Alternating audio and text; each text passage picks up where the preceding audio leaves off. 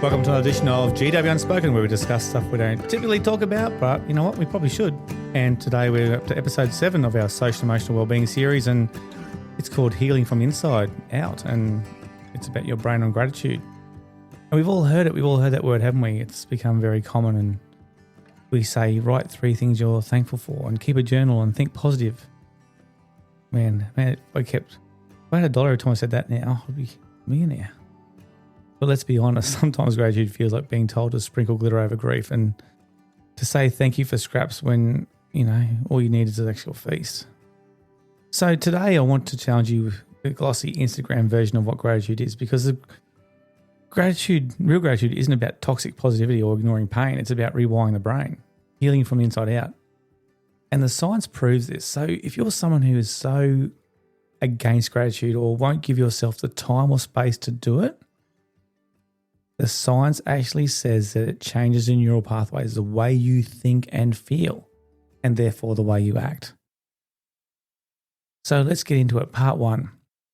Gratitude isn't always pretty. This is the controversy, right? Let's get something straight. Gratitude is not about pretending everything is fine. So when you say, let's do some gratitude, it's not suddenly, great, Gary. I know it's not going to make me better. Right? It's not about pretending everything is fine. It's telling someone battling depression to just be grateful. It's like telling them that if they had a broken leg, look, just walk it off, you'll be fine.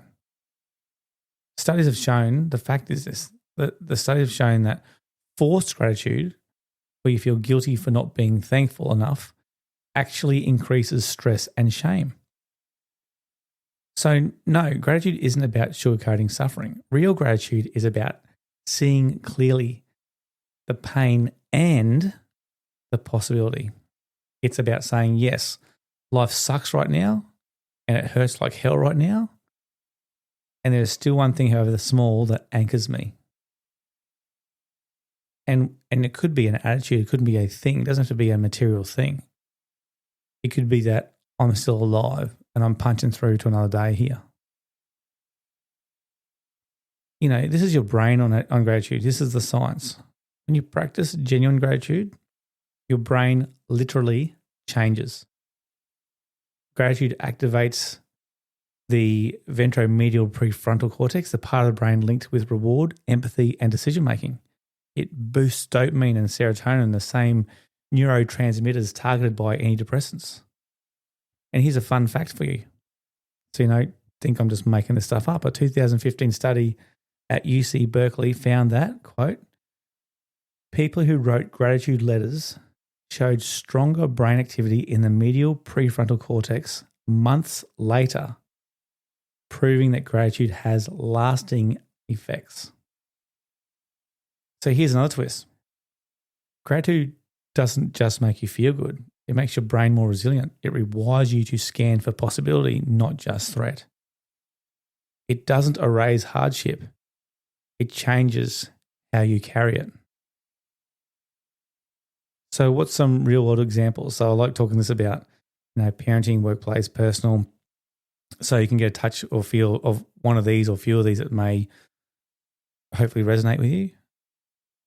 Here's parenting. My mum told me once, my son is struggling at school and every day it feels like a battle. Gratitude journey felt insulting until one night I just wrote, I'm grateful he came home today. And you know what? That small act softened the rage. Again, gratitude didn't fix the problem, but it kept the love at the table. Here's one for workplace. You probably see it all the time. Burned out employees look at the teaching profession and they roll their eyes at wellness programs. They say, be thankful for your job. I used to do this as part of my role as a wellbeing coordinator, a middle leader. Tell someone beside you what 3 things you're grateful for. Let's check in, see how we're feeling out of 5. And you'd see the eye rolls. But those same people who are doing the eye rolls, within 3 to 5 minutes of the start of this little segment I had, were the ones smiling, laughing, connecting with others. Endorphins going through the roof. All right, so being thankful for your job, that's not gratitude. That's gaslighting. We're talking about real gratitude. And that might be, I'm grateful for the colleagues who checked in on me when I stayed late. It names the flicker of the good without denying the fire. And here's a personal one. How about, I remember standing in grief hearing people say, at least you had time together. That phrase really stung because it skipped the loss. Real gratitude wasn't found in their words. It was in my own heart, weeks later whispering, I'm grateful for the laugh I still hear in my memory. But gratitude, real gratitude, doesn't erase pain. It holds it in gentler hands. But don't get me wrong, gratitude can feel dangerous. And here's where I want to push you a bit and be a bit controversial probably. Gratitude can be dangerous if it's used as a weapon. Dangerous as in when leaders tell staff to just be thankful for having a job. Dangerous when communities are told to be grateful for what they've been given instead of empowered to thrive. It can be dangerous when people in toxic relationships stay resilient because they're told to count their blessing. So let's be clear here. Gratitude isn't compliance. It's not shutting up and smiling. It's a radical act of noticing good without denying injustice and saying, I see the cracks, but I also see the light coming through them. Toxic positivity is a massive one. It's a book out there. I forget the author now, sorry, but I read a book called Toxic Positivity. And it basically talks about if you compare yourself with somebody else and saying things like, you should be happy, you should be grateful. Gary, you may have this bad in your life, but you should be grateful because you still have both your legs in working order, where some people are in wheelchairs or have lost their legs in the war or accidents. So suck it up. You should actually be grateful and you shouldn't be that upset. And throughout that book was really powerful because they said your emotional baggage or hurt might be just as much emotionally as someone else who has that physical impairment, if that makes sense. And logically, if you think about it, that shouldn't make sense, but it can. So for people, again, who are skeptical out there, I'm not saying that gratefulness solves all the problems, but it does start changing the way you think of things. Again, being grateful for what you do have rather than what you don't have. Being grateful for what you have and not comparing with other people and what they have. It's powerful. It changes those neural pathways. It changes the way you look at things. So look, grab a journal. Pause them if you need to. Open up your phone. Hope you're not driving. Get on the note sections.